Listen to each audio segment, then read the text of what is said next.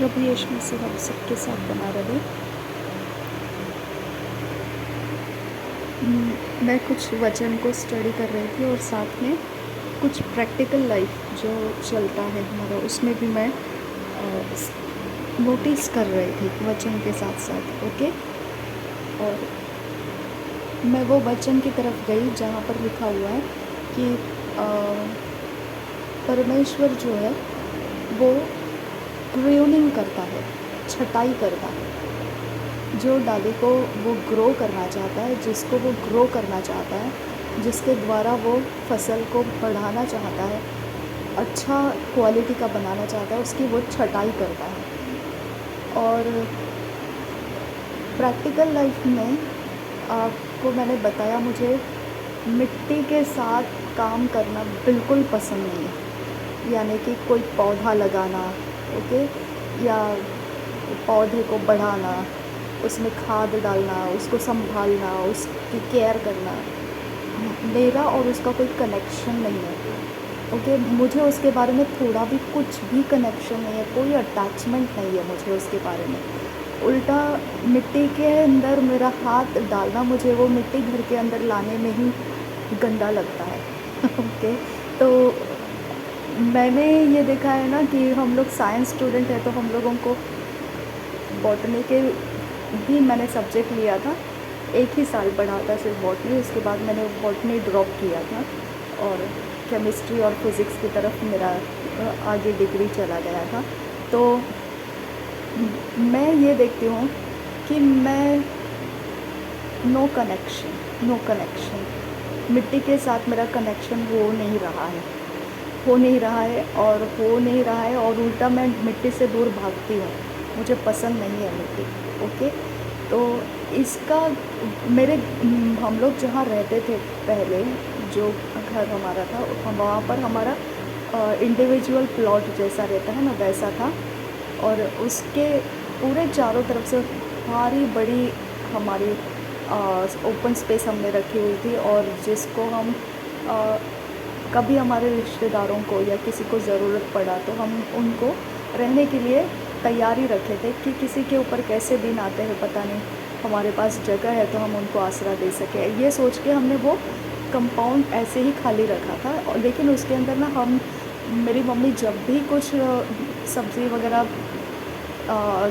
उसके बीज वगैरह निकलते थे, तो उसको धोने से जो बीज निकलते थे, पानी रहता था, वो पानी को ऐसे ही फेंक देती थी और वो बोलती थी देखना इसके अंदर से वो पौधे आ जाएंगे, आप इसको छेड़ना नहीं।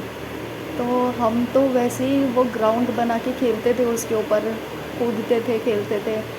ओके, तो हमको पता ही नहीं वो ग्राउंड के अंदर क्या है, कैसे हो रहा है। और बाद में जब घास बारिश के सीज़न में होती थी तो मम्मी पापा और मेरा भाई तीनों जन मिलके वो घास कटाई करने की शुरू करते थे। तब वो एक एक पौधा हमको दिखाते थे कि देखिए ये आ गया, देखिए वो पौधा आ गया, अभी इसको संभालना। वो पौधे को अलग छोड़ देते थे, बाकी आसपास के सारे घास कटाई कर देते थे। तो इसके लिए हमको वो पौधा क्लियरली दिखता था और वो बढ़ रहा है। फिर मम्मी हमको वहाँ पर जाने नहीं देती थी, उसको बढ़ने देती थी, लेकिन कहाँ हम सुनते हैं। तो इतना हार्श ट्रीटमेंट हम वो पौधों को देते थे, फिर भी वो ज़मीन में से खिल जाता था, उग जाता था, फल आते थे। माय गॉड, हम इतना एंजॉय करते थे, मेरे मम्मी पापा भाई बहुत एंजॉय करते थे, आने वाले लोग एंजॉय करते थे। मेरा उसके साथ कोई कनेक्शन ही नहीं रहता था। ओके, लोग चाव के साथ आते थे, ये लो देखो यहाँ पर है, ये फल आया है, देखो ये सब्ज़ी आ गई है, हम इसको लेके जा रहे हैं। कितनी सारी बातें होती थी उनकी, लेकिन मुझे कभी उसके बारे में फ़र्क नहीं पड़ता था। इतना डिसइंटरेस्टेड हूँ ना मैं ये सारी चीज़ों में। लेकिन अब मुझे ऐसे लगता है कि हमारे घर का जो सब्ज़ी लाने का, ये सब का हरा सब्ज़ी मेरे से ज़्यादा बनता नहीं है, क्योंकि हरा सब्ज़ी हमेशा मुझे बाहर जाकर ही लेकर आना पड़ेगा। फ्रिज में रखने से भी वो ख़राब हो जाता है, और फ्रिज मैंने नहीं रखा है। मम्मी के बाद मैंने सारा फर्नीचर दे दिया है ना। तो इसके लिए कुछ भी नहीं रखा है घर में, कुछ भी नहीं, इवन बेड भी नहीं है। तो खाली घर पड़ा है, तो मैंने सोचा था स्ट्रॉबेरी उगाएंगे, क्योंकि स्ट्रॉबेरी को घर का एटमॉस्फेयर चल जाता है। ओके। और दूसरा मैंने सोचा था सब्जियां उगाएंगे, क्योंकि हरी सब्ज़ी को हर बार बाहर जाकर लाना पॉसिबल नहीं है और पैसे लगते हैं उसको लाने के लिए। तो और महंगाई भी ऐसे है कि जो सब्जियां हैं 40-50 रुपया से कम नहीं है, और मैं तो अकेले मुझे यूज़ करना है, तो इतना क्या करना है मुझे। मुझे जितना चाहिए उतना डेली यूज़ के लिए सब्जियां उगाना है। तो मैंने माइक्रो ग्रीन्स उगाया। ओके। माइक्रो ग्रीन्स बहुत फटाफट आ गए, मज़ा आ गया, मुझे बहुत अच्छा लगा। ओके। उनका कुछ कुछ चीज़ें तो मेरे हाथ से ऐसे फिसल के गिर गए, डिब्बे जिसमें सारा माइक्रो ग्रीन्स के बीज डाल के रखे थे मैंने, वो ऐसा गिर गए, ऐसे मुंह के ऊपर वो गिर गए, वो सारे मिट्टी का बाज़ार पूरा नीचे गिर गया है। और मुझे उसको फिर डर के मारे ऐसे ही उठाया, फटाफट ऐसे ही स्टफ़ कर दिया बैक इन द वो डिब्बे के अंदर, फिर से स्टफ़ कर दिया। कुछ नहीं देखा बीज कहाँ है, मिट्टी कहाँ है, जस्ट स्टफ़ किया कि गंदा ना हो जाए नीचे, और जल्दी स्टफ़ कर दिया और छोड़ दिया उसको, और उसके अंदर से माइक्रो ग्रीन्स आने लगे। मैंने बोला ये ले। हार्श ट्रीटमेंट के बावजूद भी पौधे उगते हैं। आप सोचो पौधों को परमेश्वर ने कैसे बनाया। हार्श ट्रीटमेंट है उनको। मैंने कहीं इंटरेस्ट नहीं दिखाया कि मैं देखते बैठूँ उसको। हाँ, कुछ ऐसा शुरुआत किया ना जब मैंने, तो मैं ना हर हर घंटे मैं उसको देखती, हर घंटे। और 20-25 दिन के बाद मैं परेशान हो गई।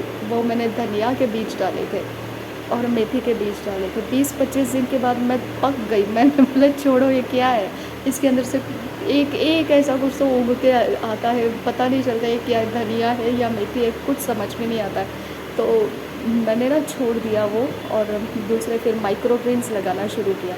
माइक्रो ग्रीन्स को मेहनत नहीं लगी, हार्श ट्रीटमेंट के बावजूद वो उग के आ रहे थे। इतना उनका नुकसान कर रही थी मैं, कभी कभी इतना पानी डाल देती थी कि बस वो कीचड़ ही बन गया।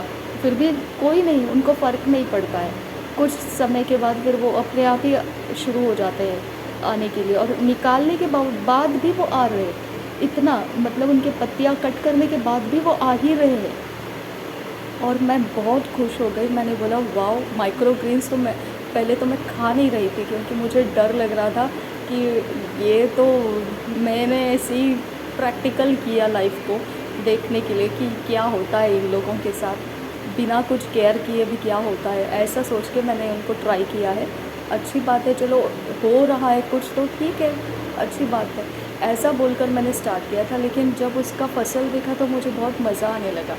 मैंने बोला अच्छा, तो फिर हम माइक्रो ग्रीन्स के ऊपर डिपेंड नहीं रहेंगे। मैं खाने से डर रही थी उनको, तो ये प्रैक्टिकली हम जस्ट कर रहे थे ना, तो वो ऐसा रहता है कि हमको पता नहीं उसके अंदर का न्यूट्रिएंट वैल्यू तो बोलते हैं सब जन, लेकिन कैसे उनके ऊपर कैसा है, हमको खाना है, वो एडिबल है।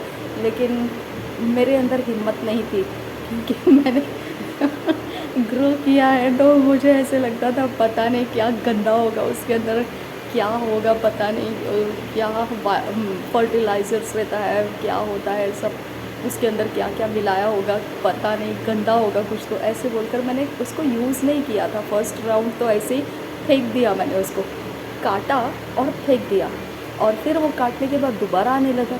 फिर मैंने बोला नहीं, अब खा सकते हैं, थोड़ा हिम्मत करना चाहिए। तो मैंने हिम्मत किया और उसको यूज़ किया मेरे खाने में। और फिर देखो, मैं यहाँ पर ये बता रही हूँ, जो परमेश्वर की ओर का सिस्टम है ना, उसको आपका इंटरेस्ट और आपका डिसइंटरेस्ट से कोई कनेक्शन नहीं रहता है। ओके। परमेश्वर का सिस्टम में मैंने ये देखा, परमेश्वर का वचन जो है उसको आपका इंटरेस्ट और आपका डिसइंटरेस्ट से कोई फ़र्क नहीं पड़ता है। आपको बोना और छोड़ देना है।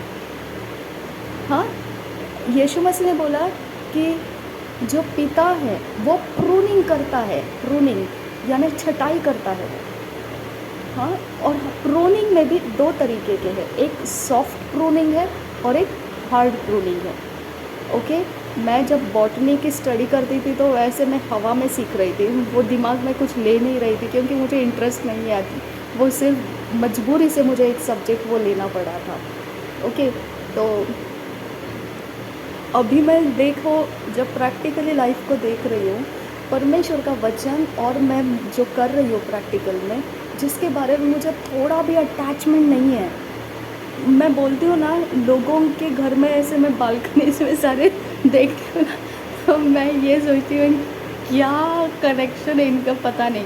ओके, क्या इतना क्या है उसके अंदर इतना कि वो लोग ऐसा जंगल उगा के रखते हैं घर के बालकनी में। मुझे बहुत अजीब लगता था। और मेरी बालकनी देखेंगे ना, एकदम टकाटक क्लीन। ओके, कुछ भी नहीं। Okay, everything clean.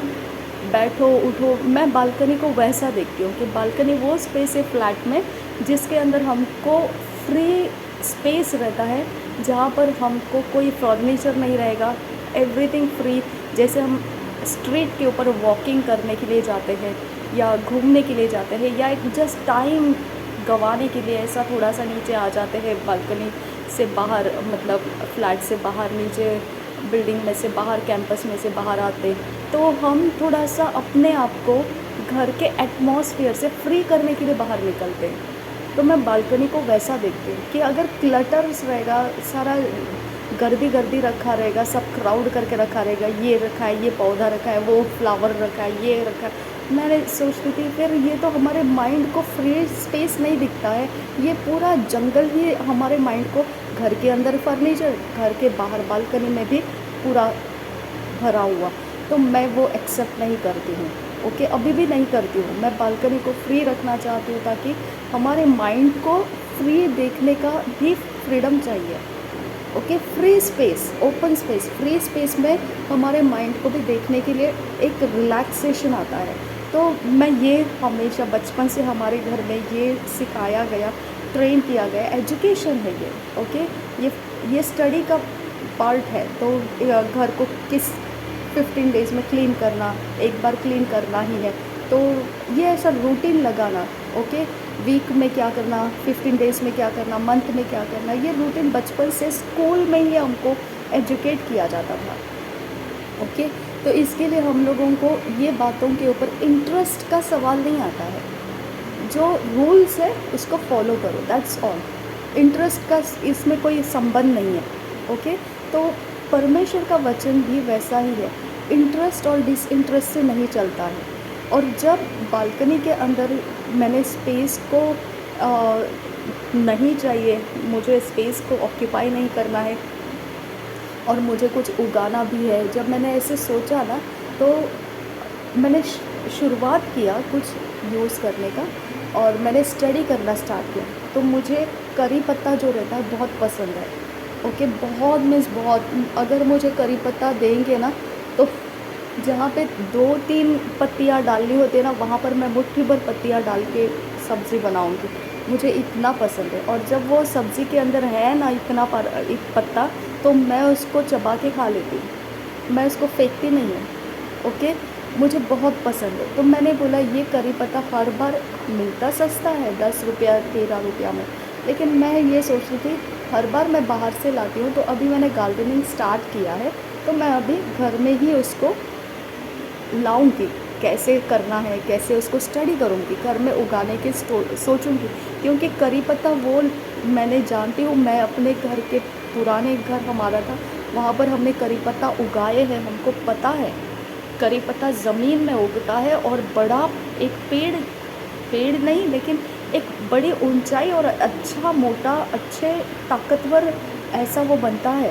ओके, तो इसके लिए हमको उसको उतना स्पेस बालकनी में देना मुझे तो अजीब लग रहा था। मुझे बोनसाई का बहुत पसंद आया था, क्योंकि बोनसाई के अंदर वो था कि जो 20-25 साल के बाद आम आना या 10 साल के बाद आम आना, ऐसे जो पेड़ है वो घर के अंदर जो गमला होता है उसके अंदर रख के वो लोग बोनसाई ट्रीटमेंट से वो पेड़ को आम आने तक, पेड़ बनने तक उनका पूरा प्रोसीजर करते हैं और रियल स्टेट में वो फल लाता है। मुझे वो मालूम था।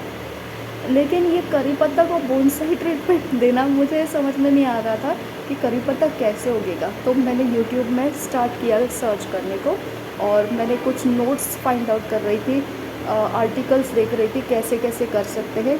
तो मुझे पता चला कि गमले के अंदर भी कर सकते हैं।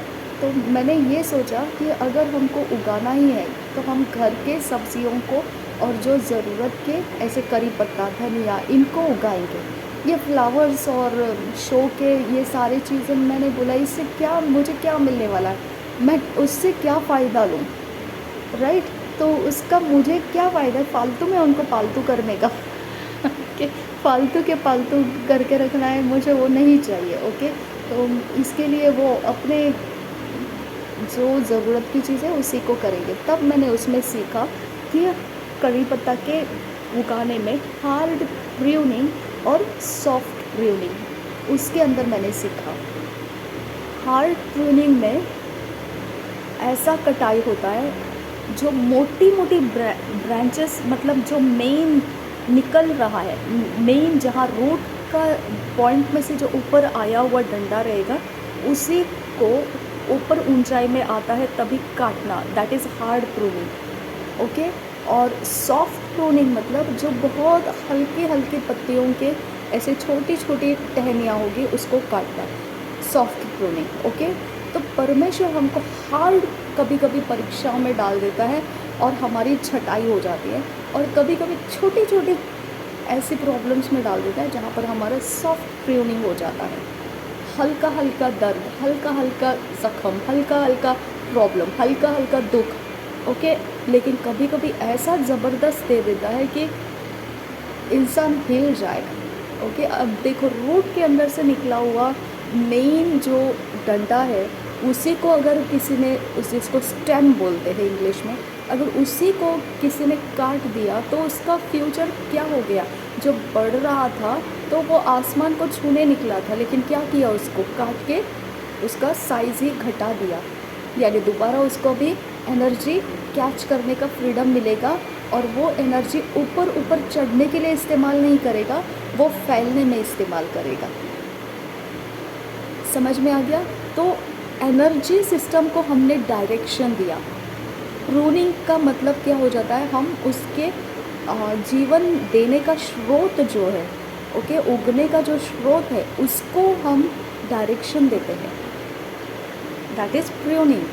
प्रूनिंग का इम्पोर्टेंस वो है कि जो अननेसेसरी उसका ग्रोइंग करने में एनर्जी जा रहा है जिसकी ज़रूरत नहीं है, ओके, वो एनर्जी सिस्टम को नीचे की ओर कट करके वो ऊपर जाने का रास्ता बंद हो जाता है, उसका फ्री हो जाता है उसका माइंड, और फैलने में लग जाता है।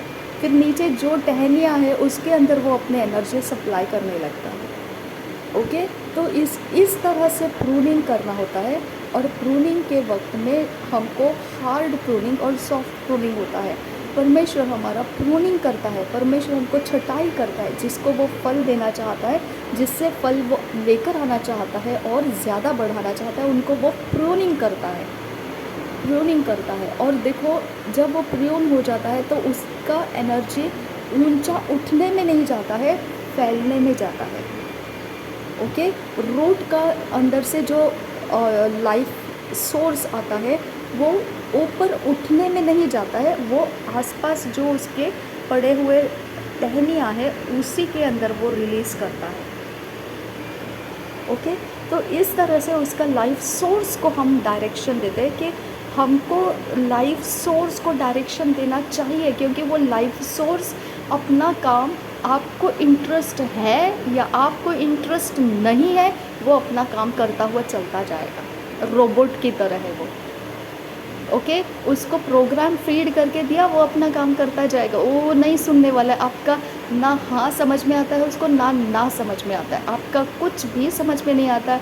उसके अंदर जो प्रोग्राम फीड किया है वो प्रोग्राम टकाटक टकाटक टकाटक टकाटक जाएगा आगे। आप कुछ भी करो उसके सामने, डांस करो उसके सामने, चिल्लाओ चीखो, ओके, पैर सिर नीचे पैर ऊंचा करो, कुछ नहीं फ़र्क पड़ता है। वो डेड है आपके सामने, वो डेड है और आप उसके लिए डेड हो। कुछ भी नहीं है। ओके, वो सिर्फ अपने अंदर का प्रोग्रामिंग फॉलो कर रहा है। ये है प्रूनिंग करने का कारण। ये होता है कि उसके प्रोग्रामिंग में अगर आपने कुछ कमांड्स को डिस्ट्रॉय कर दिया तो उसका प्रोग्रामिंग उस डिस्ट्रॉय किए हुए जगह में नहीं जाएगा। अब उसका प्रोग्रामिंग वहीं तक रहेगा जितना प्रोग्रामिंग के स्टेप्स उसके अंदर दिए गए हैं। समझ में आ गया? अगर वो 1 घंटे का कुछ काम करता होगा, अगर मैंने उसके अंदर से 4-5 कमांड्स छटा दिए तो अब वो 45 मिनट्स का ही काम करेगा, क्योंकि उसके ऊपर जाने का उसके पास रास्ता नहीं है भी नहीं, और वो दिमाग से लगा भी नहीं सकता। That is a very secret point हमको परमेश्वर के वचन के बारे में समझना है। ओके, हमको लाइफ सोर्स परमेश्वर ने जो दिया है वो लाइफ सोर्स हमारा ऐसा है कि हमको इंटरेस्ट रहे या ना रहे वो अपना काम करता जाएगा, लेकिन उसको डायरेक्शन देना पड़ता है कि ये लाइफ सोर्स किस तरफ क्या करना है। इसके लिए परमेश्वर बोलता है जो फलता है उसकी छटाई होती है, जो फलता है। ओके, हम छटाई किसकी करते हैं? जिसको फलना है उसी की छटाई करते हैं।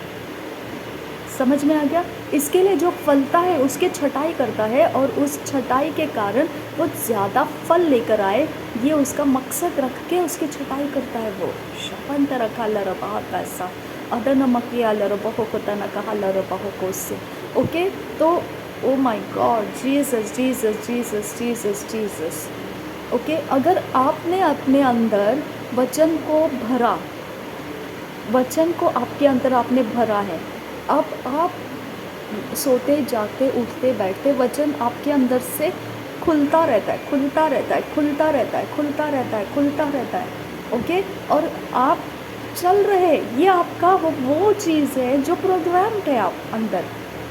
आपका स्पिरिट कहो, सोल कहो, माइंड कहो, ब्रेन कहो, इनविजिबल रियाम कहो, कुछ भी कहो, आप वचन के कारण बढ़ते जा रहे हैं, ग्रो होते जा रहे हैं। आपको इंटरेस्ट है या नहीं है, डोंट माइंड, वो आपका सवाल नहीं है। ओके, वो बढ़ने का काम करेगा। ओके, वो बढ़ रहा है, बढ़ता जा रहा है, वो खुद नहीं जानता है कि इसका एंड रिजल्ट में क्या लाना है, वो नहीं जानता है, वो बढ़ता जाएगा, उसके पास लाइफ सोर्स है। जब आपका प्रेयर लाइफ डाउन हो जाता है, आपका बढ़ना बंद हो जाता है, कम हो जाता है, स्पीड कम हो जाता है। जब आपका फास्टिंग लगा देंगे, प्रेयर करेंगे, कुछ बंधन टूट जाएंगे, आपका ग्रोथ फिर आने लगेगा। ओके, और जब छटाई हो जाती है तब हम होश में आ जाते हैं। ओके, तब हमको झटके लग जाते हैं, ओह माय गॉड। ठीक है, तो हमारे अंदर का सारा भ्रम टूट जाता है, हम वो बातों के अंदर आ जाते हैं कि हमारे जो चल रहा था स्पीड, वहाँ हम शॉक ले लिया, अब हम उधर आके रुक गए हैं कि अब करना क्या है, पता नहीं अब करना क्या है। वो छटाई है, वो छटाई है, क्योंकि हम काट दिए गए, हमको नहीं पता चल रहा है कि अब आगे नेक्स्ट क्या करना है। ओके, अब हमको परमेश्वर फैलने में मदद करेगा, हम अपने दुख को फैलाने में इस्तेमाल करेंगे कि ये कारण से क्या होता है, वो कारण से क्या होता है, इसके कारण से कैसे हम आगे जाते हैं, उसके कारण से कैसे हम उभर कर आते हैं। हमारी गवाहियाँ हम बताने लगते हैं, हमने कैसे उसको पार किया, हम कैसे किस जगह में कैसे थे और कैसे हमने पार किया। हमारी गवाहियों से लोगों को रास्ते दिखने लगते हैं। ओके, अब ये चीज़ है कि हम इस प्रूनिंग के वजह से हमारे इर्द गिर्द के माहौल को हम पोषण देने लगते हैं, न्यूट्रिशन देने लगते हैं, और हमारे इर्द गिर्द के माहौल की टहनियाँ हम ताकतवर बनाना शुरू करते हैं, और वहीं पे फिर फल लगते हैं, फूल आते हैं, फल लगते हैं, यहीं पे वो शुरू हो जाता है। ऊपर ऊपर ऊपर ऊपर चढ़ने में नहीं होता है, वो काट दिया, छाट दिया, अब फैलने लगा, अब फैलने में उसका आ गया टाइम, वो फूल लाएगा पहले और फिर फल लेकर आएगा। समझ में आ गया? तो प्रूनिंग का इम्पोर्टेंस मैंने वचन में से और प्रैक्टिकल लाइफ में से सीखा। हमारा इंटरेस्ट और हमारा डिसइंटरेस्ट कुछ काम नहीं करता है, हमको परमेश्वर के वचन को एक्सेप्ट करना है, भर लेना है, वचन को पढ़ना है, वचन रोज़ पढ़ना है, रोज़ पढ़ना है, रोज़ पढ़ना है, रोज़ पढ़ना है, रोज़ पढ़ना है। और वो वचन हमारे अंदर होने की वजह से हम ग्रो हो रहे हैं, हम ग्रो हो रहे हैं। हालेलुया। हम ग्रो हो रहे हैं, लेकिन हमारा पर्पस जो है वो सिर्फ हाइट को कैच करने का रहता है, हाइट में वो आगे जाता रहता है। वो मेन रूट का स्टेम में से जो आता है ना, वो सीधा शूट करने जाता है ऊपर ऊपर ऊपर ऊपर ऊपर ऊपर ऊपर ऊपर ऊपर। बाकी टहनियाँ मर रही है तो भी देखेंगे नहीं, वो ऊपर ऊपर ऊपर ऊपर ऊपर। तब परमेश्वर बोलता है इसका ध्यान ऊपर से अभी थोड़ा टहनियों की तरफ लाना है। तो हम जितने ऊपर गए उसके आधे लेवल में आके परमेश्वर हमको काट देता है, आधा लेवल में आके। ऊपर जितना है उसमें से और नीचे आधा लेवल आना है और उतना हमको काट देता है। यानी हमको ग्राउंड लेवल से सिर्फ आधा तक ही रखता है, और हमारा वो सारा जितना ऊपर उठने का ध्यान था, छटाई हो गई। अब हम सोच में पड़ जाते, अब करें क्या, ये सारा सब कुछ हमने सीखा है, रखा है, देखा है, चाहा है, करें क्या। हम उसको फिर आसपास की टहनियों में इस्तेमाल करने लगते हैं, उसको हम फलाने लगते हैं, उसके अंदर फूल आने लगते हैं, उसके अंदर फल आने लगते हैं, वो यूज़ में आता है। ओके, तो इसके लिए हमको परमेश्वर के वचन को हमेशा कंटिन्यू अपने अंदर रखना है, और हमको इंटरेस्ट और डिसइंटरेस्ट का कोई मतलब नहीं है, कोई मतलब नहीं है। बस हमने लेना है और हम प्रोग्राम हो जाते हैं उसमें। अगर आपने व्यवस्था को बहुत पढ़ा, व्यवस्था को ओके बहुत पढ़ा, व्यवस्था विवरण का 28 अध्याय, ओके 28-29 में लिखा है, जो आज्ञा पालन करेगा उसको आशीष मिलेगा, जो आज्ञा पालन नहीं करेगा उसको श्राप मिलेगा। बस आपने 10 आज्ञा पढ़ के रखी है, बस ये नहीं करने का, वो नहीं करने का, ये नहीं, तो आप ना जजमेंटल बन जाओगे। ओके, जजमेंटल हो जाओगे। मतलब उसके अंदर क्या है, डू एंड डोंट डू। तो आपके अंदर का जड़ जो है वो हमेशा अब क्या उगा के लाएगा, ऊंचा ऊंचा ऊंचा ऊंचा ऊंचा ऊंचा ऊंचा ऊंचा जाएगा।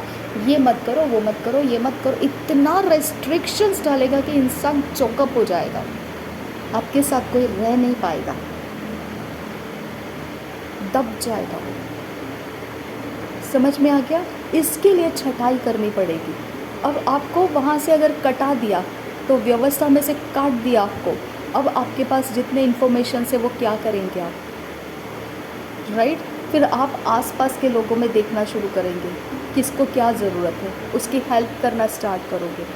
आपको परमेश्वर के न्यू रेवलेशंस आना शुरू हो जाएंगे और आप फल देना शुरू करेंगे। ओके, तो हम जो भी चीज़ों में मास्टर बन जाते हैं, परमेश्वर उसमें मास्टर नहीं रखता है, हमको छटाई कर देता है, और वो भी पूरा आधा लेवल तक हमको काट देता है। ग्राउंड के सिर्फ आधा लेवल तक ही हमको ऊपर रहने देता है, बाकी पूरा जितना मेहनत से हम ऊपर चले गए सब खटाखट निकाल देता है हमारे ऊपर से, क्योंकि परमेश्वर को वो नहीं चाहिए। ओके, तो हमने प्रार्थना करना, उपवास करना, बाइबल रीडिंग करना, परमेश्वर के राज्य के बढ़ने के लिए हमारे फाइनेंस को देना।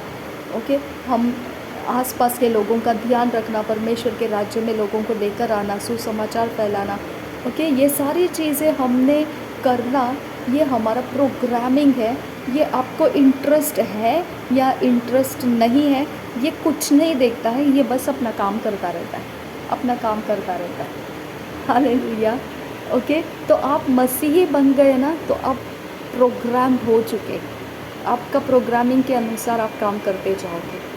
सिर्फ आपको डायरेक्शन देना, फलवंत होने के लिए छटाई करने का काम परमेश्वर करेगा। और जब छटाई हो जाती है तो वो छटाई ऐसी हो जाती है कि हमको लगता है वो एंड है, और परमेश्वर बोलता है नहीं नहीं वो नहीं है, नीचे आ जा, तू इतना नहीं जाना है तुझे, काट देता हूँ तुझे, तेरा ध्यान फालतू में कोई और जगह में जा रहा है। जब काट दिया तो हमारा ध्यान ही हट गया, अब हम करेंगे क्या उसको लेके, कुछ सोच में नहीं है, और हम परमेश्वर को देखते, मार्ग नहीं दिख रहा है, परमेश्वर आगे क्या करना है।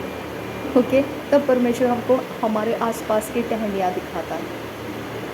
ओके, तो इस तरह से परमेश्वर का वचन, उसके राज्य के अंदर जीने का ढंग समझिए, परमेश्वर हमारे साथ क्या करना चाहता है। ओके, हम मसीह में आने के बाद व्यर्थ नहीं होते हैं। हमारे अंदर जो बीज लगा है वो अनकरप्टिबल है, वो कभी ना सड़ने वाला, कभी ना मरने वाला बीज प्रभु यीशु मसीह का नाम हमारे हृदय में बोया गया है। प्रभु यीशु मसीह का नाम फलवंत करता है हमको। ओके, कोई आपको ये बात बोल के निराश ना करने पाए कि आप फलवंत नहीं हो रहे। किसने बोला आपको फलवंत नहीं हो रहे? वो बीज मर गया। क्या आप वचन को तोड़ के कुछ अलग सिखा रहे हो? Stop the nonsense. ओके, परमेश्वर ने बोला है जो प्रभु यीशु मसीह का वचन, प्रभु यीशु मसीह जो हमारे हृदय के अंदर बोया गया है, वो ना मरने वाला बीज है, इनकरप्टिबल सीड है। वो अपने काम दिखाता ही रहेगा। ओके, जब वो दिखता है हमारे अंदर, वो किस प्रकार के दिखता है, दैट डिपेंड्स। ओके, हमारे कैरेक्टर में से वो दिखाई देता है। हो सकता है आप चोरी नाश घात करने वाले इंसान है, मसीह में आ गए, आपके कैरेक्टर को लोग चोरी नाश घात करने वाला ही जानते हैं। लेकिन अगर मसीह यीशु को आपने ग्रहण किया है, पानी का डुबकी लगाकर बपतिस्मा ले लिया है, आपके ऊपर परमेश्वर ने पवित्र आत्मा भेज दिया है, वो आपके अंदर रहने के लिए आया है, तो अब आपका जो कैरेक्टर है वो रिफ्लेक्ट करेगा कि आप कुछ हो रहे हो, आप ऐसा कुछ हो रहे हो जिसके बारे में आप नहीं जानते हैं, क्योंकि आपका इंटरेस्ट और डिसइंटरेस्ट से किसी को कुछ चेंजेस नहीं होने वाला है। परमेश्वर का वो बीज जो है हमारे हृदय में भरा हुआ, उसको कोई फ़र्क नहीं पड़ने वाला है, वो अपना काम करता रहेगा। तो आप एग्जैक्टली फलवंत हो। एग्जैक्टली कौन फलवंत नहीं होता है? जो सीड्स हम बताते हैं कि बीज बोने वाला निकला और बोया, कुछ झाड़ी में गिरा, कुछ रास्ते के किनारे गिरा, कुछ ऊँट कटारे उग आए, वहाँ पर वो जल गया, ख़त्म हो गया, और कुछ अच्छी भूमि पर गिर गए। ओके, तो हम सुसमाचार जब फैलाते हैं, किसके अंदर यीशु मसीह का बीज लग गया हम नहीं बोल सकते, लेकिन जिसके अंदर यीशु मसीह का बीज लग गया वो वाटर बैप्टिज्म में उतर आता है। वाटर बैप्टिज्म के बाद पवित्र आत्मा का उसके ऊपर उतर के आना हो जाता है। वो परमेश्वर के बीज को लेकर चल रहा होता है, वो उस बीज का फसल देता ही रहता है। आप उसको देखने के वक्त हो सकता है वो कोई पाप में आपको दिखाई देगा, लेकिन वो बीज उसके अंदर कभी नहीं मरेगा, वो जीवित रखेगा उसको। ओके, वो जीवित रहेगा। उसको आप क्या करते हो, आप पाप करते हो या पवित्रताई में हो, उसको फ़र्क नहीं पड़ेगा, वो बीज वैसा ही पड़ा रहेगा और वो उगने के रास्ते लेता ही रहेगा, उगने के रास्ते लेता ही रहेगा, उगने के रास्ते लेता ही रहेगा। किसी के अंदर ट्रांसफॉर्मेशन तुरंत दिखाई देता है, किसी के अंदर ट्रांसफॉर्मेशन दिखाई नहीं देता है, वो वही पाप कर रहा होता है। तो बाहरी ओर से देखने से हमको लगता है कि उसका कोई ट्रांसफॉर्मेशन नहीं हो रहा है, कोई फ़ायदा नहीं हुआ उसको प्रभु में लाके, हमको ऐसा लगता है, लेकिन अंदर उसका बीज काम कर रहा है। ये किसने देखा है? ग्राउंड के नीचे, ज़मीन के नीचे रूट काम कर रहा है, किसने देखा है? किसने देखा है? उसके फ्रूट से ही हम देख सकते हैं। तो वो फल उसके कैरेक्टर के अंदर है, वो फल दे रहा है, लेकिन वो फल हम देख नहीं पा रहे।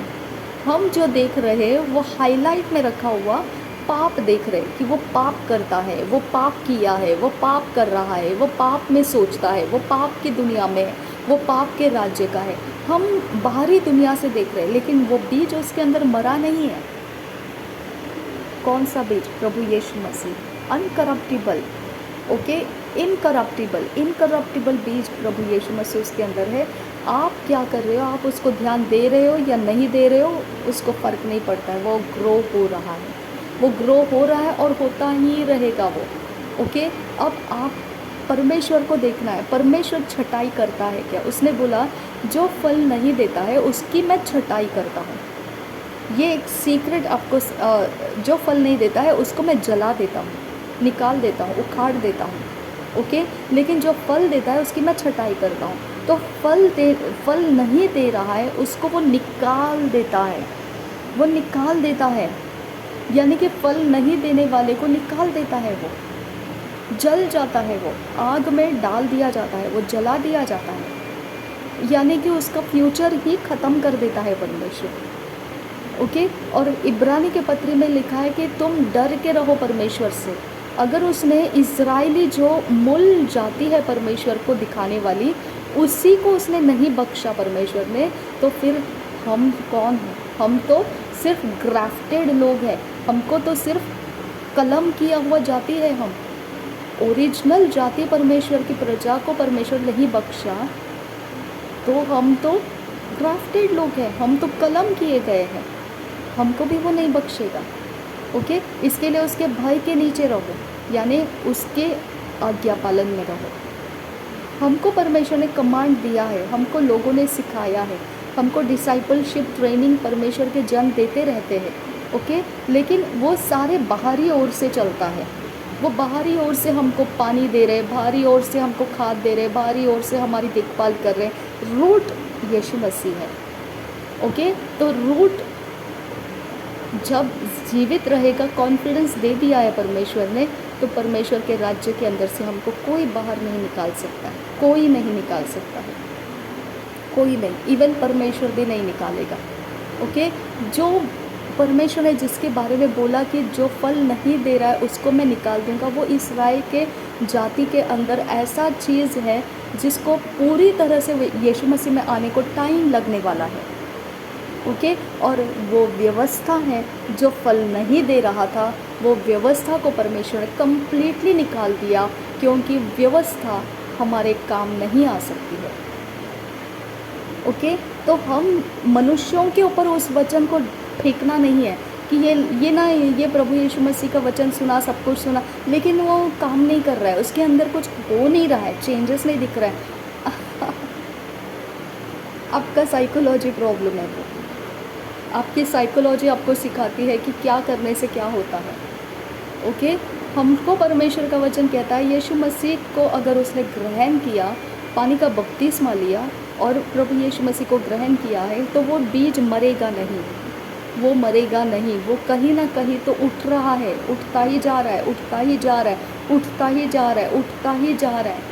बीज एक नहीं रहता है ना। हम बीज अगर लगाना है तो हम ज़मीन के ऊपर बीज डाल दें, तो क्या लिखा है, बीज बोने वाला फेंकता हुआ गया, ऐसे बीज को फेंकता हुआ गया, कुछ यहाँ गिरा, कुछ वहाँ गिरा, कुछ ऐसे जगह गिरा, कुछ वैसे जगह गिरा। ओके, तो हमारे लाइफ के अंदर परमेश्वर का वचन किस जगह में गिरा है हमको क्या पता है, वो ग्रो हो रहा है, लेकिन हम देखने में ट्रांसफॉर्म नहीं दिखते हैं, तो उसमें हमारा दोष नहीं है, क्योंकि वो हमारे बोलने से नहीं उगता है, वो प्रोग्राम्ड है, वो हमारे कहने से नहीं उगता है, वो प्रोग्राम्ड है, वो रोबोट की तरह निकलता रहेगा। अब परमेश्वर को पता है कि वो उसको कौन सी ऊंचाई तक ऐसा ही चलते देना है, फिर कब जाके उसकी छटाई करना है, उसका काम है वो। ओके, तो हम किसी के ऊपर कोई दोष नहीं लगाना है ऐसे कि ये इंसान को यीशु मसीह के बारे में बताया लेकिन कुछ हो नहीं रहा है, ये इंसान को ऐसा मैंने बोला, वैसे मैंने बोला, और लेकिन कुछ फ़र्क नहीं दिख रहा है। नहीं, बोने का काम हमारा है, फ़र्क दिखाने का काम, छटाई करना या उखाड़ देना वो उसका काम है। उखाड़ने का काम जेंटाइल्स के ऊपर नहीं है, उखाड़ने का काम व्यवस्था था, व्यवस्था को उखाड़ना पड़ा परमेश्वर को, और वो उखाड़ दिया गया, और वहाँ से अब ग्रेस का, अनुग्रह का समय शुरू हो चुका है, और अनुग्रह में परमेश्वर फल देख रहा है, और उसकी उन्नति को परमेश्वर बढ़ाता जा रहा है। ओके, तो जो यीशु मसीह के साथ जुड़ा रहेगा वो बढ़ता जाएगा, जो यीशु मसीह के साथ नहीं जुड़ा रहेगा, मतलब अगर कोई व्यवस्था के साथ जुड़ के रहना चाहेगा, ग्रेस के साथ, अनुग्रह के साथ नहीं जुड़ना चाहेगा, तो फिर वो तो गया काम से, उसके ऊपर कुछ दिख नहीं सकता है, क्योंकि व्यवस्था को परमेश्वर ने डेड कर दिया है। ओके, इंसान मर जाता है तभी वो उसका कवरेंट ख़त्म हो जाता है, करार ख़त्म हो जाता है। तो यीशु मसीह मर गया तो वो करार ख़त्म हो गया। जब यीशु मसीह जीवित हो उठा, रेजुरेक्टेड हो उठा, रेजुरेक्शन के पहले उसने सारे यहूदी के नियम पालन किए थे। उसके मम्मी पापा से लेके यहूदियों का नियम शुरू था, वो उसको लेकर गए थे, वो उसको वहाँ पर भेंट चढ़ाए थे। उसको देखकर वो एक पुराना एक इंसान था, उसने बोला कि मैं इसी को देखने के लिए इंतज़ार कर रहा था। वहाँ यहूदियों की रस्म पूरी हुई, वहाँ से वो पर्वों में जाता था, वो फेस्टिवल में जाता था, वो एक विशेष दिनों के ऊपर रहता था, वो सिनेगॉग्स में जाता था। ओके, वो वचन को सिनेगॉग्स के अनुसार करता था, वो प्रेयर टाइम्स फॉलो करता था, उनके प्रेयर वॉचेस होते थे, वो प्रेयर वॉचेस फॉलो करता था। ये सारा चीज़ वो कर रहा था, करना था। और उसी के ऊपर उसका न्याय किया जाता था कि ये कर रहा है, ये देखो इसने नहीं किया, ये इसने किया, ये शब्बात के दिन ऐसा कर रहा है, वो इस दिन ऐसा कर रहा है। इसी के ऊपर वो सदूसी और फरूसी उसके साथ फाइट करते थे। ओके, क्योंकि वो यहूदियों के नियम के पालन करता हुआ फोकस्ड था, वो फोकस था, बराबर उनका प्रेयर वॉचेस रहता है। उस टाइम में वो निकल जाता था प्रार्थना करने के लिए, और प्रार्थना उनका वो था जो एक शेड्यूल में उनको एक फॉर्मेट में दिया गया था, उसी को वो बोलना पड़ता था। अगर यीशु मसीह ने वही फॉर्मेट को फॉलो किया है तो वो सेम यहूदियों का फॉर्मेट उसने हम लोगों को भी दिया, चेलों को दिया, कि इस तरह से तुम पिता को प्रार्थना कर सकते हो। जो प्रार्थना हम बोलते हैं our father in heaven hallowed be thy name, वो वाला प्रार्थना। ओके, हे हमारे बाप तो जो स्वर्ग में है, वो वाला प्रार्थना उसने वो फॉर्मेट दिया। कम ऑन यार, आप लोग समझिए बात को, इस बात को कि यीशु मसीह जो था वो यहूदियों के रीति रिवाज को पालन करना मस्ट था, क्योंकि वो यहूदा के घराने का था, और यहूदा के घराने के अंदर से मतलब वो उसका परमेश्वर के साथ का संबंध एक मनुष्य जाति के अंदर से यहूदी था। यहूदियों का जो नियम है वो पालन नहीं किया तो वो परमेश्वर का बैरी हो गया। फिर उसको पालन करना था, तभी तो वो बैरी नहीं होगा। उसने पालन किया, लेकिन कम ऑन, जब रिजरेक्शन हो गया, ओके, रिजरेक्शन हो गया, पुनरुत्थान हो गया, ख़त्म बात, ख़त्म ख़त्म ख़त्म ख़त्म। ओके, उसने कोई फॉलो नहीं किया, कोई प्रेयर वॉच उसने फॉलो नहीं किया, कोई यहूदियों का नियम फॉलो नहीं किया। Got it? कोई नहीं किया, कोई नहीं, कोई नहीं, कोई नहीं, कोई नहीं, कोई नहीं, कोई नहीं। आप जाके देखिए। अब आप बोलोगे इम्माउस के दिन में वो रोटी तोड़ा और आंख खुली, रोटी तोड़ा और आंख खुली, वो प्रभु भोज नहीं था, वो प्रभु भोज नहीं था। वहाँ पे 5,000 लोगों को 50-50 की टुकड़ियों में बिठा के वहाँ पर मछली और रोटी को उसने उठाकर, रोटी को उठाया, धन्यवाद किया।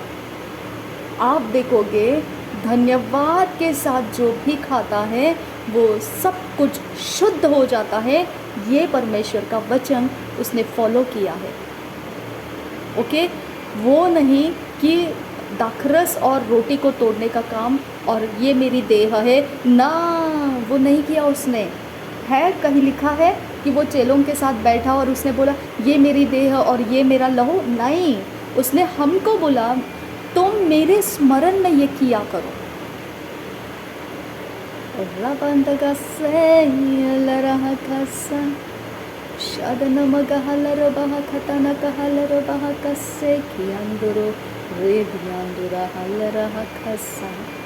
अगर अभी आप व्यवस्था को लेकर बैठोगे तो आप वो टहनी हो जो फल नहीं दे रही है, क्योंकि व्यवस्था के द्वारा फल नहीं आता है। क्या बोला मैंने? व्यवस्था के द्वारा फल नहीं आता है। अगर आप वो व्यवस्था को लेके बैठोगे, व्यवस्था का नियम पालन करना आप बैठोगे, उसको लेकर बैठिए, वो मॉरल स्टैंडर्ड्स होंगे आपके लिए, उसके कारण आप बचाए नहीं जाओगे, उसके कारण आप छाट दिए जाओगे, नहीं काट दिए जाओगे, छाट नहीं काट दिए जाओगे, कटा दिया जाएगा आपको, क्योंकि परमेश्वर व्यवस्था को एक्सेप्ट नहीं कर रहा है, अनुग्रह को एक्सेप्ट कर रहा है। परमेश्वर का वचन बोलता है मैं दया के एक्सपेक्टेशन कर रहा हूँ, मैं बलिदानों की एक्सपेक्टेशन नहीं कर रहा हूँ। ओके, प्रभु यीशु मसीह क्रूस के ऊपर बलिदान हो गया ना, उसके पहले फसह का पर्व मनाते हैं सब जन। वो फसह का पर्व हम भी मनाते हैं, है ना। तो फसह का पर्व था, उसके पहले जो लास्ट सपर जिसको बोलते हैं, है ना, तो आखिरी प्रभु भोज हम बोलते हैं। तो वो प्रभु भोज कैलेंडर के हिसाब से देखा जाएगा ना, तो पुराना जो कैलेंडर परमेश्वर ने एक्सोडस में जो दिया था, निर्गमन में जो दिया था, वो कैलेंडर हो गया, ख़त्म। ओके, उसके अनुसार वो डेट्स नहीं थे, उसके बाद डेट्स चेंज हो गए। ओके, उसके बाद डेट्स को समझने का, समय को समझने का तरीका चेंज हो गया। ओके, तो यीशु मसीह ने कौन से समय में कौन से कैलेंडर को यूज़ किया, उसके वक्त में वो टाइम्स और सीजन्स को किस प्रकार के द्वारा काउंटिंग करते थे, और वो उस दिन कैसे, क्या उसने फसह का पर्व को बराबर से फ्राइडे नाइट और सैटरडे नाइट और देन संडे को ईस्टर को ओपन हो गया वो, और रेजरेक्शन हो गया वो, ये कैसे क्या रखा गया। अगर ये देखेंगे तो हम एक स्टैंडर्ड फॉर्मेट में लिए हैं उसको, लेकिन यीशु मसीह ने जो किया वो जो एक्सोडस में था उस टाइमिंग फॉर्मेट के अनुसार नहीं था वो। ओके, वो टाइमिंग फॉर्मेट के अनुसार नहीं था, वो टाइमिंग के अनुसार था जो लोगों ने अपने तरीके में बदलाव करके लिया था। जो एक्सोडस में था उसके अनुसार नहीं, लेकिन कुछ कॉम्प्रोमाइज़ कर लिया था, मतलब जो चीज़ें होती थी एक्सोडस में वो नहीं हो पा रही थी। तो अब यहाँ पर रोमन के लोग आ चुके थे और इसके वजह से उनका टाइमिंग शेड्यूल्स जो उनको करना था वो नहीं कर पाते थे, अलाउड नहीं था रोमन के चीज़ों में। तो वहाँ पे लोग छुप छुप के भी टाइम को नहीं देख पाते थे। तो उन्होंने एक, उनके जो स्कॉलर्स रहते थे यहूदियों के, जो मंदिर को चलाते थे, जो टेंपल अब नहीं रहा, उसके अंदर जाने का कोई रास्ता नहीं रहा, कोई बलिदान कर नहीं पाएंगे, तो अब व्यवस्था तो आधी अधूरी हो गई। ओके, और वो टाइमिंग को मैच करने वाला उन्होंने एक ऐसा कैलकुलेशन किया, कैलकुलेटेड पैटर्न के ऊपर जो कैलेंडर बना, वो कैलकुलेटेड पैटर्न के ऊपर यीशु मसीह का वो दिन काउंट किया गया कि कौन से दिन उसने वो लास्ट सपर लिया। अब लास्ट सपर लेने के वक्त में उसने क्या बोला कि जिसके अंदर मैं मेरा हाथ डुबाऊं ऐसा, ओके, और मेरे साथ जो है वो भी डुबाता है, वही मुझे पकड़वाने वाला है। ओके, तो वो डिप करने वाला क्या था, वो वही फसह पर्व का प्लेट था जिसके अंदर बोला गया था ना कि एक कड़वा साग होना चाहिए और बिना खमीर की रोटी होना चाहिए, और ये सब बोला था ना, वही था वो उसका। और वो मीठे चीज़ में डुबाया गया था, जो मीठा इसीलिए था कि वो एक प्रकार का सॉस टाइप था जिसके अंदर अगर थोड़ा टच करेंगे तो वो कड़वा, खाने में आपको दिक्कत नहीं आएगा, बस उसका सपोर्ट लेने के लिए वो डिप किया जाता था। और वही बोला जिसके जो मेरे साथ डिप कर रहा है वही मुझे पकड़वाने वाला है।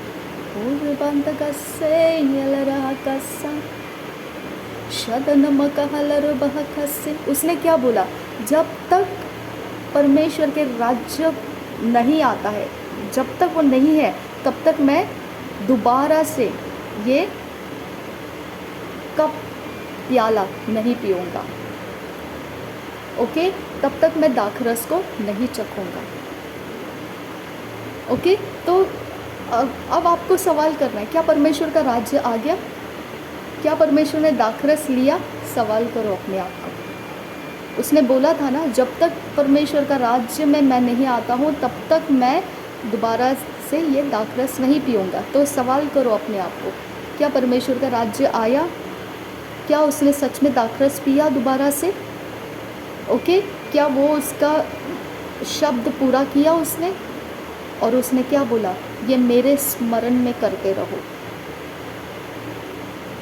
ओके, हम इस बात तक आकर पहुंच चुके हैं कि हमको परमेश्वर ने अनुग्रह को फॉलो करने बोला है, हमको व्यवस्था को फॉलो नहीं करना है।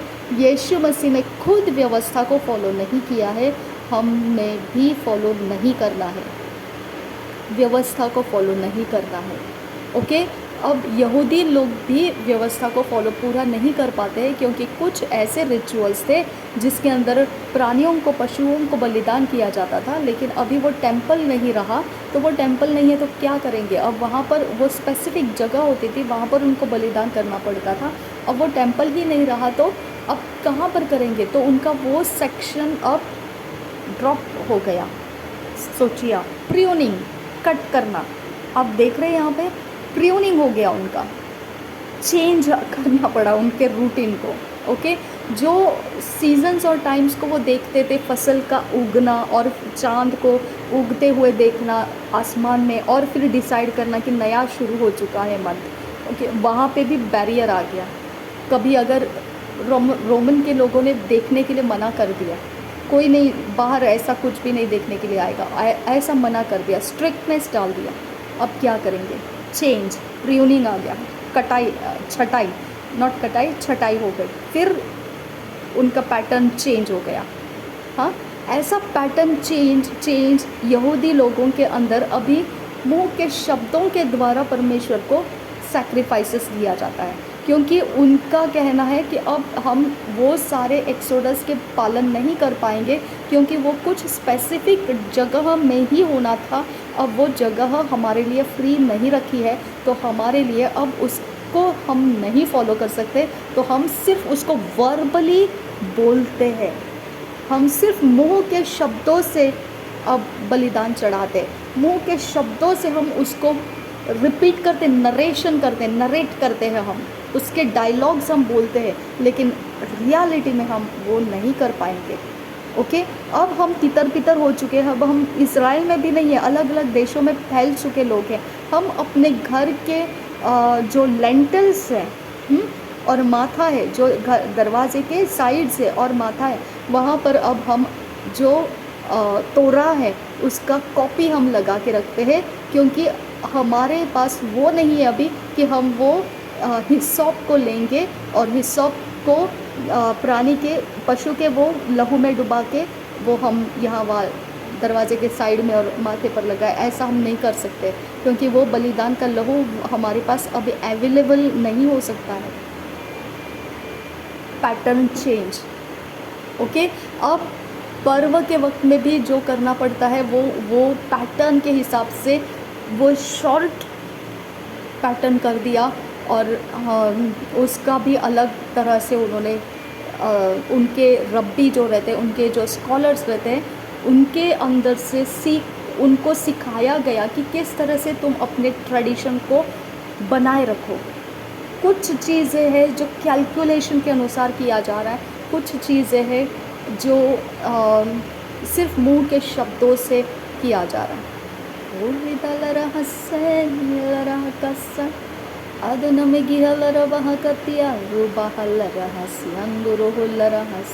अब जब मसीह यीशु मसीह जो अपना उद्धार करता, जब वो पुनरुत्थित हुआ, वो पैटर्न को जो कर रहा था, उसका पैटर्न एक्सोडस के साथ मैच नहीं था। उसने जो कैलेंडर यूज़ किया, जो डेट्स यूज़ किया, जो फसह के दिन वहाँ पर मनाए जाते थे, अलग अलग ग्रुप्स में था वो। कुछ लोगों ने पुराना एक्सोडस को ही पकड़ के रखा था, कुछ लोगों ने एडजस्टमेंट कर लिया था। तो उसने जो फॉलो किया वो एडजस्टमेंट वालों का फॉलो किया, जो पुराने ट्रेडिशन के अनुसार था उसको नहीं फॉलो किया यीशु मसीह। अरे देखो, खुद यीशु मसीह भी ट्रेडिशन को ऐसा कस के पकड़े हुए लोगों के साथ नहीं था। कैलेंडर के बारे में बात आ गया तो उसने भी वो कैलेंडर को फॉलो किया जो एडजस्टमेंट कर दिया गया था। ओके, तो उसके बाद उसने, जब वो फरीसियों के सदूसियों के बीच में रहता था, शब्बात नहीं पालन करता था, ऐसा उसके बारे में दोष लगाया था, ऐसा बहुत कुछ उसके ऊपर दोष लगाते थे। तो वहाँ पे भी उसने जो लॉ है, लॉ को वो खुद फॉलो कर रहा था, लेकिन चेलों को वो फ्रीडम दे रहा था, तुम लॉ के बाहर जा रहे हो, ओके, तुम फ्रीली जा सकते हो। जब दूल्हा साथ में है तो तुमको उपवास करने की ज़रूरत नहीं है। ओके, जब दूल्हा साथ में है तुमको परवाह करने की ज़रूरत नहीं है। ओके, इस तरह से उनको वो खुद बोलता है, मैं खुद शब्बात हूँ। ओके, तुम जिसको पालन करने निकले हो वो मैं ही हूँ। अगर मैं ही हूँ तो तुम्हारा पालन हो चुका है। फिर शब्बात पालन करना मतलब शब्बात के साथ क्लेंज हो जाना, लग जाना, अपने आप को उसके साथ में अलाइन कर लेना। तुम मेरे बात को मान रहे हो, मैं ही खुद शब्बात हूँ, यानी तुम शब्बात पालन कर रहे हो। इसीलिए वो बोलता है जो मेरी बात को मानता है वो मुझसे प्रेम करता है, यानी तुमने लॉ को सेटिस्फाई कर दिया। फिर क्योंकि लॉ मैं खुद ही हूँ, नियम मैं खुद ही हूँ, व्यवस्था मैं खुद ही हूँ, रिचुअल्स मैं खुद ही हूँ, ट्रेडिशन मैं खुद ही हूँ। अगर तुमने मुझे पालन किया, अगर तुमने मेरी बात को सुना कि पिता के ऊपर विश्वास करो, पिता ने मुझे भेजा है, अगर तुमने मेरी बात को प्रतिति किया तो तुम्हारा कंप्लीटनेस, जो व्यवस्था पुराना नियम था वो फुल हो गया। फिर हो गया। उसमें जो कंप्लीट करने के बाद बेनिफिट्स बोले, वो सारे बेनिफिट्स तुम्हारे हो गए। और देखो रेजरेक्शन के बाद में, पुनरुत्थान के बाद में प्रभु यीशु मसीह ने कुछ भी व्यवस्था को पालन नहीं किया है, कुछ भी नहीं किया। ओके, जब परमेश्वर खुद उसको फ्री किया व्यवस्था से, हम व्यवस्था को लेकर झंडा क्यों हिलाते हैं ऐसे कि व्यवस्था पालन करो, व्यवस्था पालन करो। मॉरलिटी स्टैंडर्ड्स को हम लेकर नहीं नहीं ये नहीं कर सकते, वो नहीं कर सकते। हाँ, कुछ हद तक नहीं कर सकते, पैटर्न चेंज हो जाता है, पैटर्न चेंज हो जाता है। हमको चेंज में उतरना पड़ता है, चेंज में उतरना पड़ता है, उतरना पड़ता है हमको। चेंज में उतर जाओ, उतर जाओ, व्यवस्था को छोड़ दो और यीशु मसीह के अनुग्रह का पीछा करो। विश्वास के द्वारा धर्मी जन जीवित रहेगा। ओके, विश्वास के द्वारा तुमको जो चाहिए वो प्राप्त होगा। तुम पिता से मांगोगे तो तुमको मिलेगा। यीशु मसीह के नाम में जो मांगेगा उसको मिलेगा। जो दो चित्ता रहेगा उसको कुछ भी नहीं मिलेगा। तुमने मांगा नहीं अभी तक, और मांगा भी तो तुम्हारे खुद के फेवर के लिए, तुम्हारे खुद के फ़ायदे के लिए मांगा, इसके लिए तुमको प्राप्त भी नहीं हुआ। और जो प्राप्त नहीं हुआ, तुमने लड़के झगड़ के प्राप्त करना चाहा, फिर भी तुमको प्राप्त नहीं हुआ। ओके, देखो ना तुम नया नियम का वचन, जाओ ज़रा उसके अंदर घूमो। हाँ, पैटर्न चेंज करो। चेंज ये है प्रूनिंग।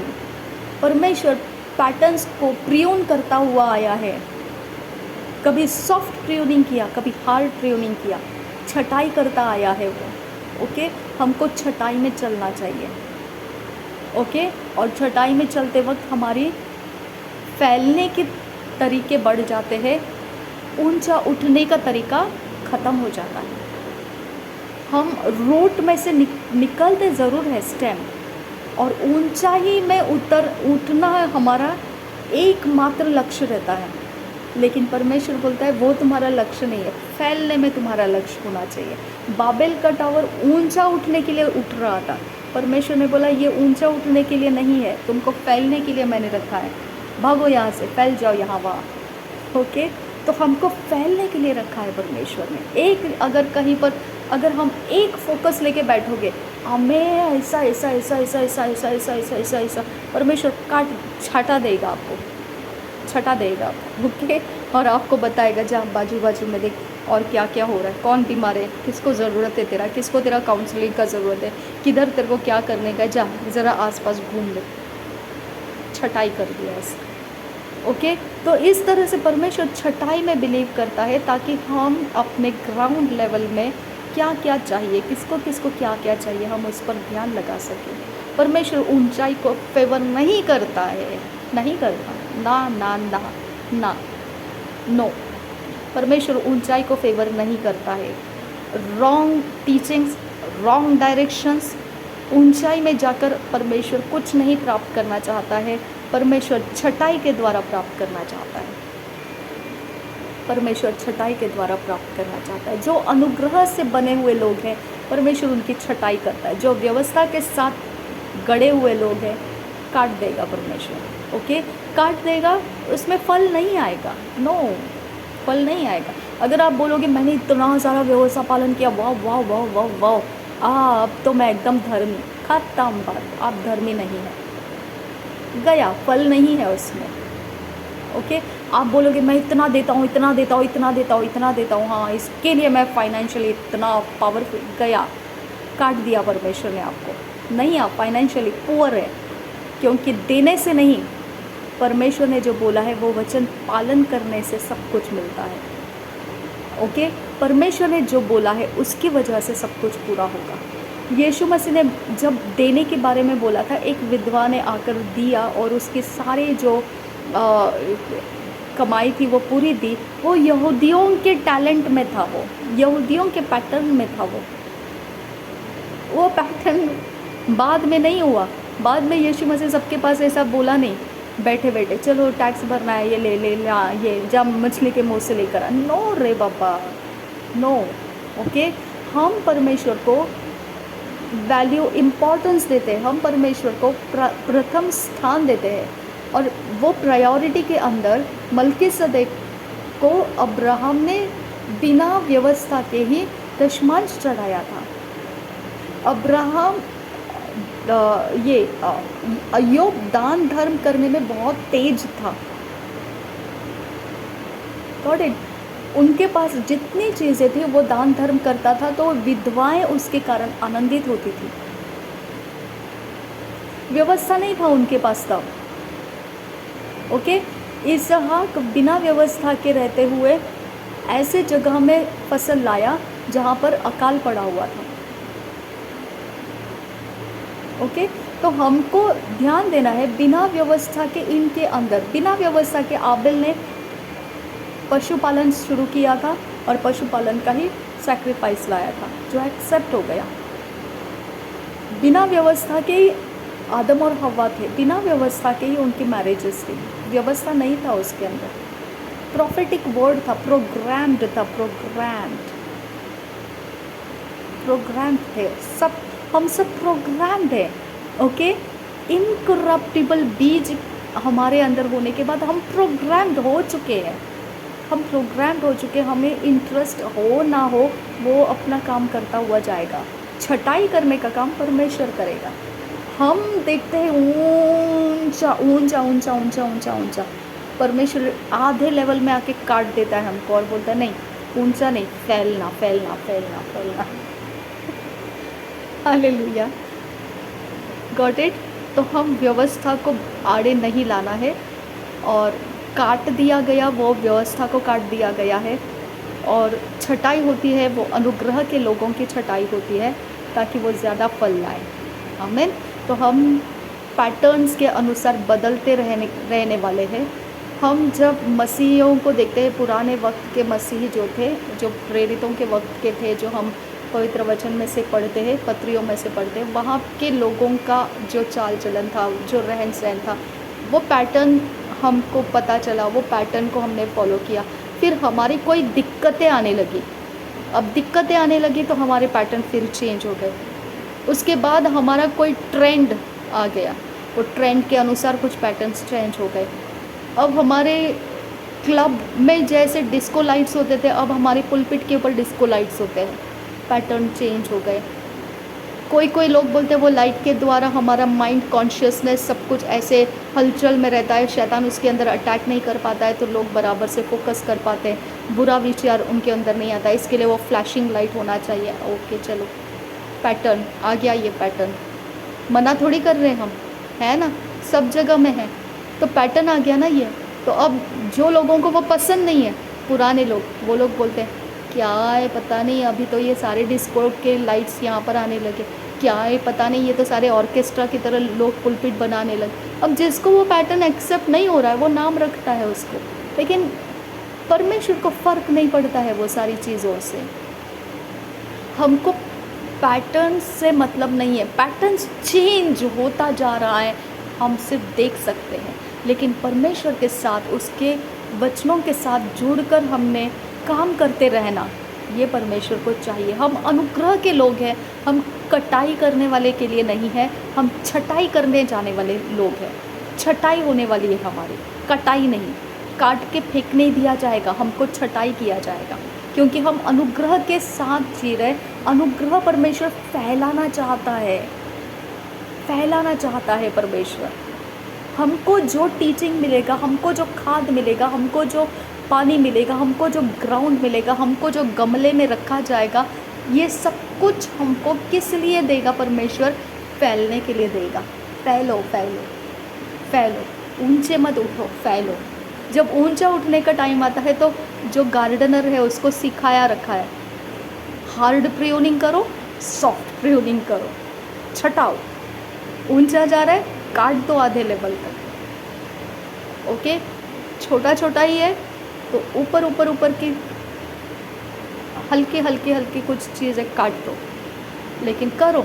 गार्डनर कर रहा है अपना काम, तभी उसकी ग्रोथ होती है वो पौधे की। अगर ये सारे स्किल हम परमेश्वर को देखेंगे तो परमेश्वर का ये स्किल है, हमको क्या, कौन सा डेस्टिनी में हमको पहुंचाना चाहता है, वो उसका स्किल है, वो उसका पर्पस है, वो उसको फुलफ़िल करता जा रहा है। ओके, तो हमको परमेश्वर की ओर देखना आना चाहिए, हम वचन को लेना है और वचन से परमेश्वर को समझना है। यीशु मसीह ने आफ्टर रेजरेक्शन लॉ फॉलो नहीं किया है। ओके, हमको यहूदियों को देखने से पैटर्न चेंज हो गया, जो निर्गमन में होता था वो अभी नहीं होता है। ओके, उन्होंने एडजस्टमेंट के कैलेंडर्स लेकर आए हैं। ओके, कुछ लोगों ने प्रिजर्व किया है और वो 3586 नंबर आ गया है। वो प्रिजर्व करने के बाद, काउंटिंग के बाद आया हुआ नंबर अभी का कौन सा डे चल रहा है, तो 3586वां डे चल रहा है, ऐसा उनका काउंटिंग में आ गया। तभी जाके यीशु मसीह के रिटर्न आने का काउंटिंग उन्होंने शुरू किया कि अब समय ख़त्म हो चुका है, क्योंकि 3000 हो गया। ओके, 3000 हो गया, अबाउट 3000 आ गया है, यानी कि वो अब यीशु मसीह का समय हो गया है। ओके, तो इस तरह से उन्होंने काउंटिंग करना स्टार्ट किया। तो हम पैटर्न्स के अनुसार आगे जा रहे हैं, पैटर्न्स सर्कमस्टेंसेस के अनुसार बदलता रहेगा। ओके, कैलेंडर सर्कमस्टेंसेस के अनुसार एडजस्टमेंट में जाते रहेंगे, लेकिन परमेश्वर का वचन कभी नहीं टलेगा। हम वचन को पहला स्थान देना है, और वचन अगर बोलता है तुम्हारे अंदर हमेशा के लिए रहने के लिए पवित्र आत्मा दिया गया है, तो हमने उसी को एक्सेप्ट करना है। अगर कोई आपको बोलेगा पवित्र आत्मा निकल गया, तो उसको बोलेगा तू निकल जा, पहले तू निकल जा यहाँ से। ओके, रॉन्ग टीचिंग से मेरा माइंड भरने से पहले तू पहले यहाँ से निकल जा। समझ में आ गया? क्योंकि मुझे वचन पढ़ने से ये पता चलता है कि यहाँ पर ये लिखा है, तो मैं तुझे क्यों सुनूं? जब वचन मुझे बताता है कि पवित्र आत्मा नहीं जाता है, तो मैं तुझे क्यों सुनूं? क्यों सुनूं मैं तुझे? क्या तुझे, किस बात से मैं तेरी सुनूं? ओके, आप वचन को अंदर इतना ज़्यादा रखो कि सामने वाले को आप स्टॉप कर सको, और वचन को आप उठने दो। ओके, ग्रो होने दो, अपने अंदर से वो होने दो। ओके, आप बाहर से वचन को फिट करने की कोशिश करेंगे, आप दुखी हो जाएंगे। बाहर से आप देखते हो वो सारा इल्यूशन है, और रॉन्ग डायरेक्शन हमको इल्यूशन से मिलता है, और कानों से जब हम सुनते हैं तो अगर वो सही नहीं है तो वो हमारा विश्वास बन जाएगा, और गलत विश्वास फिर मैंने बताया, अगर आप व्यवस्था रख के सोचते हो कि मैं धर्मी हूँ, तो गए काम से वो फल तो आएगा ही नहीं। गया, वो जल गया, वो फल ही नहीं है, वो काट दिया है परमेश्वर ने उसको। और अब किसके ऊपर जी रहे हो? धोखे के ऊपर, कि मैं व्यवस्था पालन करता हूँ, मैं व्यवस्था पालन करती हूँ, इसके लिए मैं जी रही। कम ऑन रे। ओके, सुधर जाओ, और जो परमेश्वर का वचन कहता है उसके ऊपर ठहरे रहो। परमेश्वर का, हाँ, लोगों को एडजस्टमेंट करते हुए चलता है, it's okay, no problem. Okay, लेकिन परमेश्वर के वचन को आप डावाडोल करके लोगों के बीच में लाओगे तो इतना नुकसान कर दोगे कि उसमें कुछ होने वाला नहीं है। लेकिन वो अनुग्रह से लोग प्रभु में आ रहे हैं, तो अनुग्रह उसके अंदर का यीशु मसीह बीज है, तो वो अनुग्रह ग्रो हो रहा है। उनको आप ये बोल नहीं सकते कि आपका ग्रोथ रुक गया। ए, स्टॉप द नॉनसेंस। ओके, अब आप नहीं बोल सकते, क्योंकि आपका वर्ड काम करता है। ओके, नहीं, इनकरप्टिबल बीज है हमारे अंदर, कैसे क्या ग्रोथ रुक सकती है हमारी? कैसे क्या हम रुक सकते हैं? आप, परमेश्वर का काम है, जब उसको चाहिए तब वो छटाई करेगा, और वो छटाई हो सकती है तो वो कभी बहुत कठिन समय से गुजरेंगे हम, और कभी छटाई होनी है तो हल्के हल्के समय से गुजरेंगे हम, लेकिन छटाई होनी है। हमारी ग्रोथ नहीं हो रही, ये तो मुँह बंद कर दो, अपने नॉनसेंस बंद कर दो अपने, है ना?